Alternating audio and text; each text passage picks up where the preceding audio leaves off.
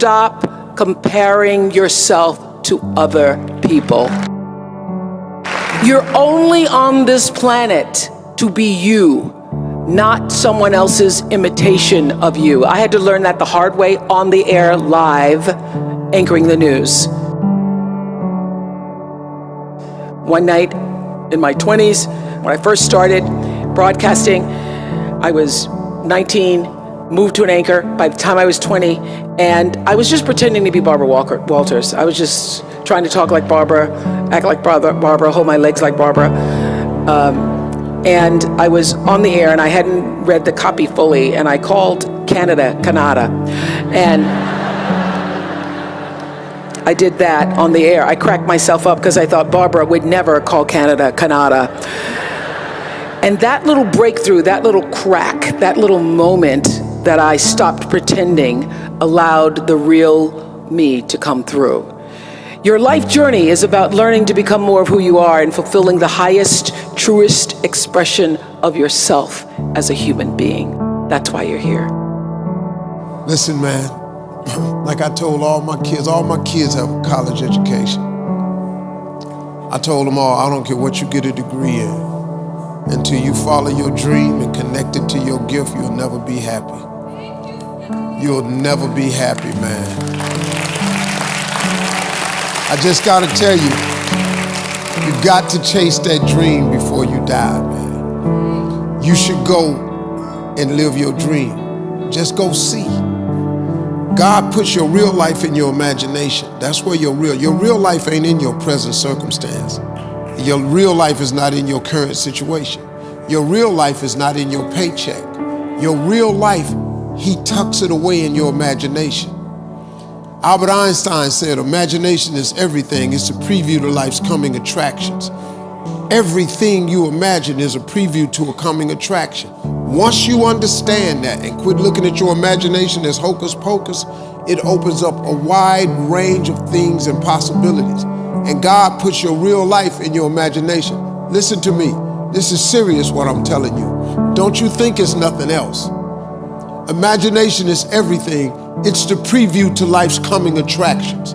That simply means everything that's in your imagination is a preview of a coming attraction that God has for you. That's why he puts it in your imagination. That's why when you tell your imagination to the wrong people, it don't go nowhere. You ever had something you thought was a brilliant idea and you took it in there to your family and your loved ones and they shot it down? You know why they shot it down? Because they couldn't see it. Because God didn't put it in their imagination. He put it in your imagination. If you want to kill a big dream, tell it to a small-minded person. Living integrity means living in a way that honors your truest self. It's doing the thing that you know you're supposed to do. My friend Martha Beck says that deep down, we all know what makes us happy and how to create your best possible life. And that knowledge is actually coded into your very nature. But I also know how challenging it can be to listen and trust your own inner voice, especially when you feel the pressures of what everybody else thinks you're supposed to be doing. You're supposed to get married. You're supposed to stay married. You're supposed to have a baby. You're supposed to have a picture-perfect home. But here's something that I'm hoping you all will realize for yourself. Sometimes it takes doing the things that people or society say you're not supposed to be doing to find out what is true for you. What are you really supposed to be doing? For example, at the very beginning of my career, some of you have heard this story, I worked as a news anchor and reporter in Baltimore. It taught me a lot about life. During that time, I knew I wasn't being my authentic self. I didn't like doing the news. I just didn't like it. But the voice of my father, who thought he knew what I was supposed to do, and even my own voice saying, wow, this is an important job. My father was saying, don't you give up that job, girl. You're making $25,000. You're never going to make that in 1 year.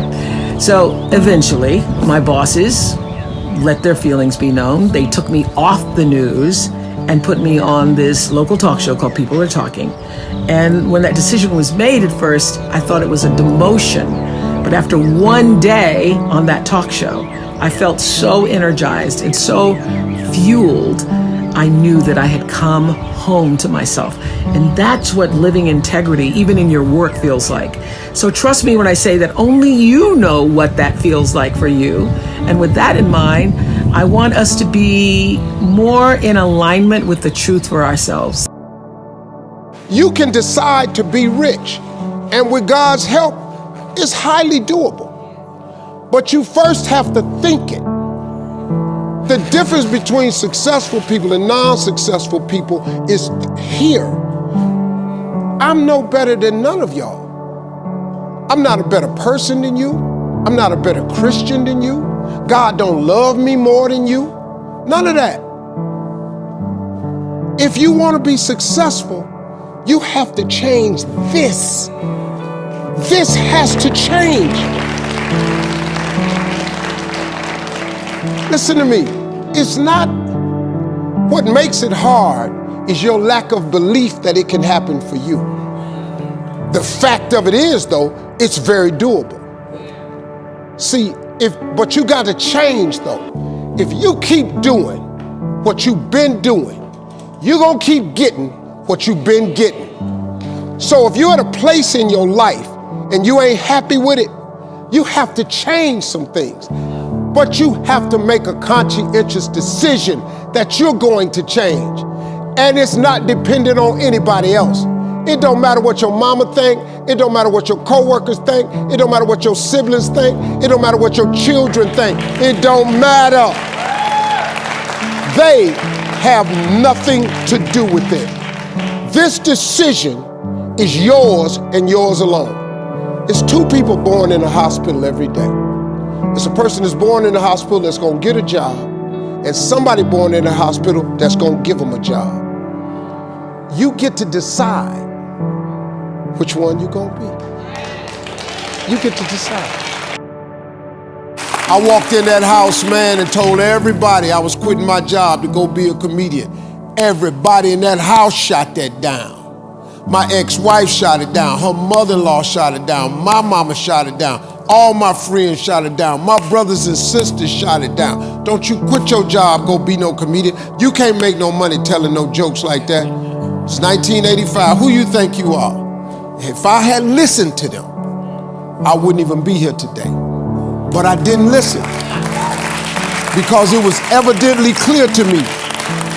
God had put it in my imagination that one day I would be on stage. That was an old song that the Temptations had. It was written by Donny Hathaway, and it's called A Song for You. And one of the stanzas in the song I used to sing as a little boy.